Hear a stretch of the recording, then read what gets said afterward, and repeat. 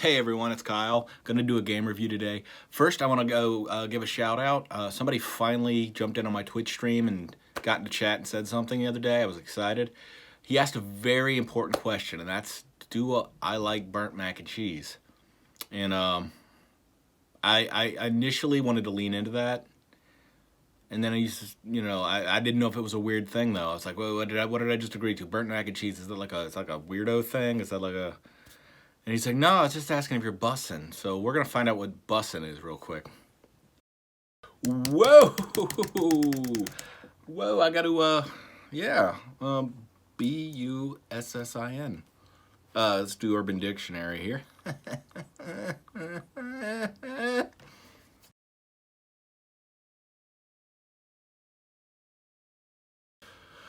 All right, you learn something new every day, you know? Bussin' is something good or enjoyable. Hope you learned something there. I know I did. I'm gonna do another game review, and today's game probably needs no introduction for most of you, but it's been about 20-ish years since this game came out, so I figure it's about time to do a review since there's probably an entire generation of people who didn't have primary access to this game. Today's game is Castlevania Symphony of the Night. It's probably one of the best games ever made, and this is one of those games that I hadn't played in about 10-15 years. So long and short of it, this is for what it's supposed to be, this is a perfect game. Most Castlevania games up until this point had a very kind of structured system of the whip is your primary attack, and then you use your special weapons in order to have new angles or new attack angles or special damage attacks. Like, the axe has like an overhead arc, the cross has a forward arc, the dagger has a forward arc, the holy water has like a sustained, it kind of locks down a certain square. This game, however, took like, because Super Castlevania 4, you actually could throw the whip in almost any direction. The whip was usually like a straight linear attack, and then the upgrades added a little more length. And you get the whip upgrades, but this game took a different approach. This game, you don't play as a Belmont, you play as Alucard. They made a lot of really good choices. They did a lot of different things with this game. They made it a leveling system. You have ability scores, you have gear, you have equipment, and you also still have the special attacks. They added a couple of new ones. The lightning ring or whatever, that one's pretty good. The diamond's probably my favorite. The diamond just bounces all around. And that's fun. You can do some skill shots. In certain hallways and corridors, you can just mow things down. It's really kind of a neat, quirky little special item or special weapon that's great. Alucard gets a huge bevy of special items, special gear, flails, swords, you name it.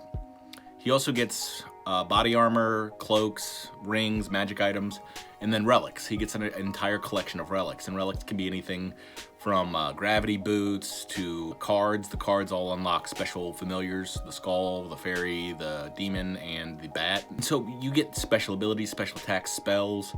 You have a ton of tools at your disposal. This game actually feels like it ties up the story. I don't know how you do a sequel after Symphony of the Night. Alucard kills all the threats. It really genuinely feels like from beginning to end, he really conquered Dracula's castle and finally and completely kills Dracula, especially when you get into like the reverse castle. You get the second arc where you go into the upside down castle and you need to use all your equipment and really manage your mana when you're platforming.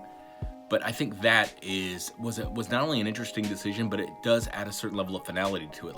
So it picks up from like the last game, and then it goes into this game like, all right, well, the Belmont only stopped Dracula, but you killed Dracula. That's kind of the feel you get from this game. As far as gameplay, the controls are pretty tight and responsive. It's got a little bit of looseness in the fact that not everything has to be pixel perfect, but if you manage to do things pixel perfect or close, where you get really tight and refined in some of your movement and skills, you can really get the most out of this game. So if you're not perfect at the game, it's very forgiving in that regard. As far as Castlevania games go, this one's hard to die in. It's got a lot of save areas.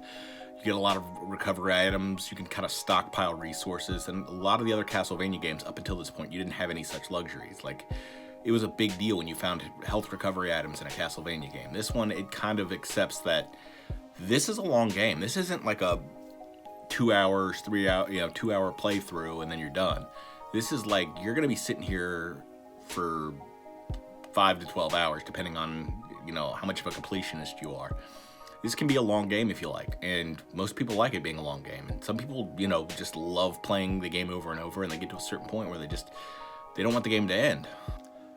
So when we're talking about Symphony of the Night, you're talking about a game that does everything right. It's not just the gameplay, it's not just the level design and all the variety of enemies and some of the platforming, kind of the pseudo puzzles of getting a new item, going back to a previous area, and utilizing that item to get access to special items, special equipment, special features, or even special enemy types. Another thing this game does well, outside of just the level design and gameplay, is the pacing.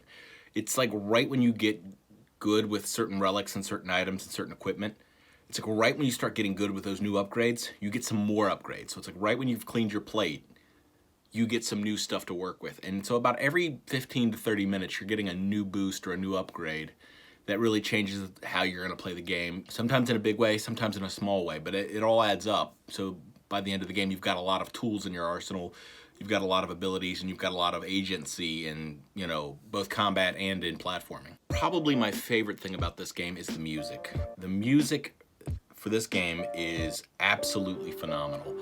Like, I always get amped when I played Super Castlevania 4. I would get amped, that intro music. You'd get amped. Like, you're starting a new game, you get amped going into that. But this one takes it to the next level. It is incredible. I absolutely love the soundtrack for this game. It's one of those things, like, if you're sitting down at your D&D table and you're going to play like Ravenloft or Curse of Strahd, you can throw the Castlevania soundtrack on in the background and it will match perfectly. It does a lot of interesting things. It kind of adds some new songs. A lot of the songs seem to fit the area you're in. It kind of reimagines things like Bloody Tears, and so it takes some of these things and it makes them. It kind of has this gothic rock theme throughout, but it also gets certain areas where you're like the Coliseum area. You've got this kind of exotic vibe. It's kind of a neat sound.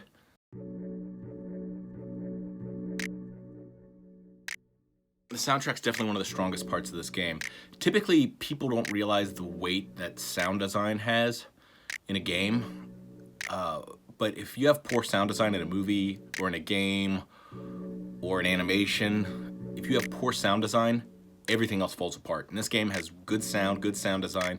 I even like the fact that if you somehow bug out the game, Alucard, he's like, what? And like, it'll let you know that the game's bugging out. There's a lot of places where you can do like the wolf transformation and you can get stuck.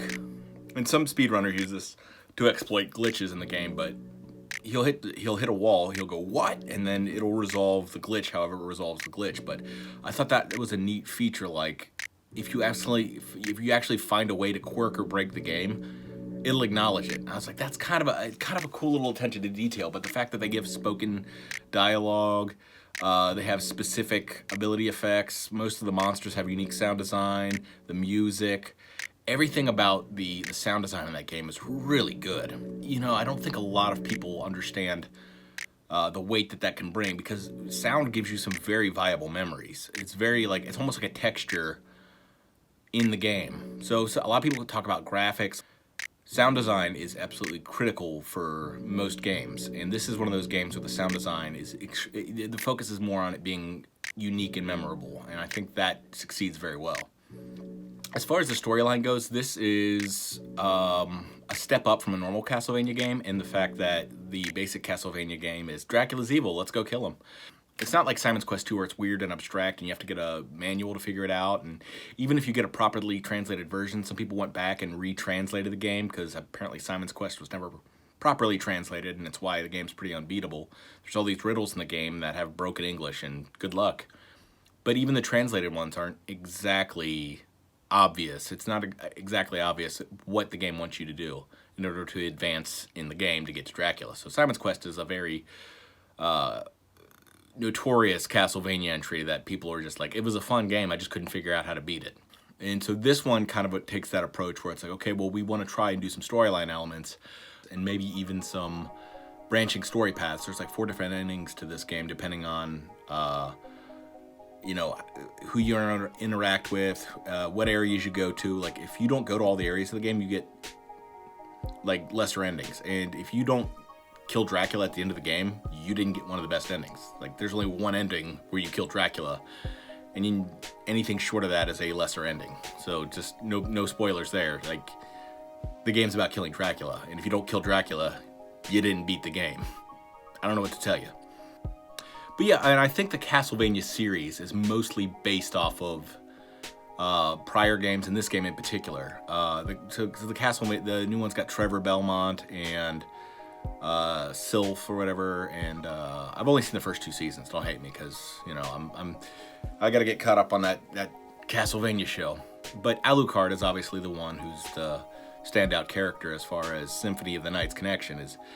Symphony of the Night, kind of, for many Castlevania fans, is the creme de la creme, the absolute best. There were some games that came out on the DS afterwards that some people love to think, like Aria of Sorrow. My friend played that one. I got to see my friend play that one. We were hanging out one day. I never got to play that one, but it looked awesome. It looked like it took a lot of lessons from Symphony of the Night and was like, hey, let's take what works and then let's build on that. I think the way that Aria of Sorrow worked, I'm not 100% sure. I could be put in the wrong game. If I get it wrong, somebody's going to blast me in the comments below. It's like, just do your research. And I'm like, no, I got to get this done today. This is a one-day video. I didn't get time to do all my research for it. But you could, like, analyze a monster, and you could learn a special attack from that monster. I thought that was kind of a cool system. It's like, okay, you're not playing Alucard, but you're playing somebody who's got a special ability that's almost as good as being a Dampeel, a Dampire. I never understood that. In Vampire Hunter D, it's Dampeel. In a lot of other systems, it's Dampire or Dampier. But you're basically a half-blood, you know. And if you can't be a half-blood, you better have a cool gimmick. And that's a pretty cool gimmick, that you can learn special attacks from monsters. I thought that was kind of a cool expansion, but it's pretty much a similar format to Symphony of the Night, similar gameplay. And I think it seemed like it learned a lot of lessons from Symphony of the Night in order to stay like, hey, this is still kind of fresh, but it's a different character and a different play style. And I like that. I enjoyed that. But anyways, back to Symphony of the Night. One of the other things that this game manages to succeed in is that it rewards exploration. There's a lot of quirks, a lot of secret hidden areas. In the old Castlevania games, it was enough where if you randomly swung, you could sometimes bust open a wall and find a turkey.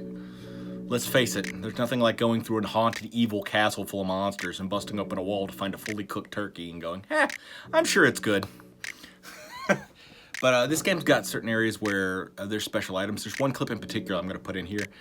Spoilers in case you guys are wanting to, you can skip ahead about 10 seconds. But there's a part where you can bust open a wall, and it seems like there's not much there. But then if you wait, there's like an elevator that takes you down, and you'll get special items that normally you have to wait into the mist to get. And it's like by the time you have the mist ability, these items aren't very good. So if you get these early on in the game, it's like the mirror armor, which prevents you from being petrified, and the jewel knuckles. I think I used the jewel knuckles in one of my playthroughs up until the point where I got the star flail.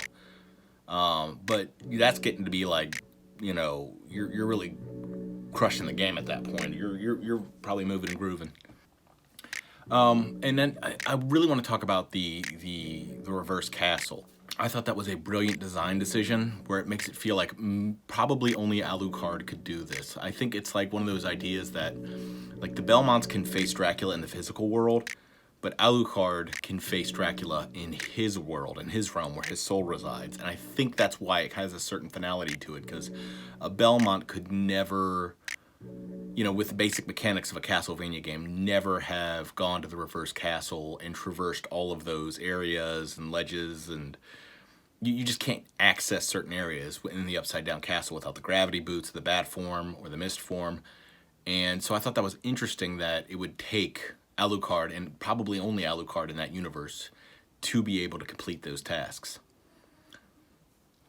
So check it out. It's a great game. It's still as good as you remember. It helped coin the term Metroidvania, half of the equation of Metroidvania, which is the type of platformer adventure game that this is, action platformer adventure. They have the same kind of basic formula. Metroid, and especially Symphony of the Night, helped coin that term Metroidvania, where it's like you have a certain level of platforming, a certain level of items and upgrades, a certain level of access.